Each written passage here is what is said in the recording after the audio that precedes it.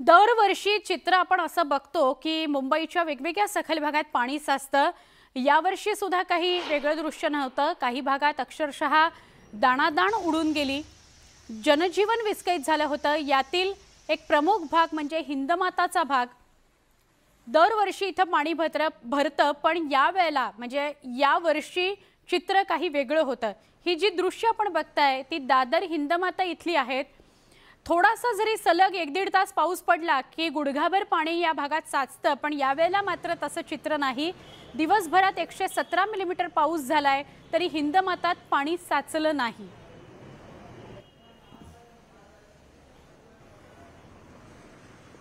पावसाची प्रतीक्षा इथं मुंबईकरांना ही कायमच असते, आणखीन आत्ताही होती। पण हाच पाऊस जर का मुसळधार झाला तर अवघ्या 30 मिनिटांमध्ये मुंबईची तुंबई होते। आणि याच मुंबईतलं सगळ्यात पहिलं पाणी साचतं ते हिंदमाता इथे, ज्या जागी आता मी आहे।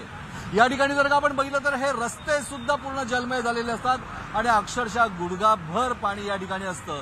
आता सुद्धा छत्री घेऊन लोक चालतायत, पण पाणी मात्र या ठिकाणी काही साचलं नाहीये। मग नेमकं असं काय घडलं यावर्षी की यावेळेस मुंबईची तुंबई झाली नाहीये? याच हिंदमाताला या फ्लायओव्हरच्या खाली एक महाकाय यंत्रणा या ठिकाणी यंदा बीएमसीच्या माध्यमातून उभं करण्यात आलेली आहे। 130 कोटींचा खर्च करून 7 महाकाय पंप या ठिकाणी लावण्यात आले।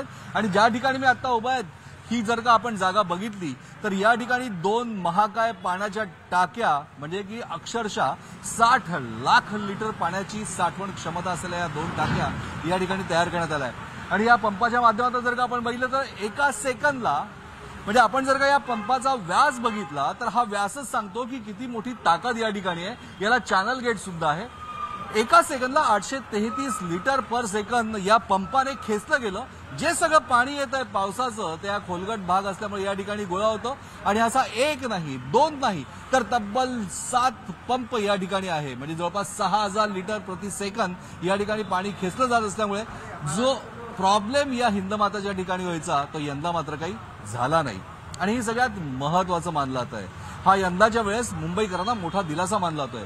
तसं जर का आपण बघितलं तर चायनाच्या तंत्रज्ञानावर आधारित ही महाकाय यंत्रणा तब्बल 130 कोटी खर्च करून बीएमसीनं बसवली असली तरी यात सगळ्यात मोठा महत्वाचा भाग आहे की याच्यामध्ये सगळे जे इंजिनियर्स आहे, तंत्रज्ञान जरी चायनाचं असलं तर याची पूर्ण जडणघडण अर्थात मेकिंग ही पूर्ण भारतीयांनी केली आहे, आणि खास करून मुंबईच्या मराठी तंत्रज्ञान। व्हिडिओ जर्नलिस्ट संदीप मोरेसह प्रशांत बाग, न्यूज 18 लोकमत, मुंबई।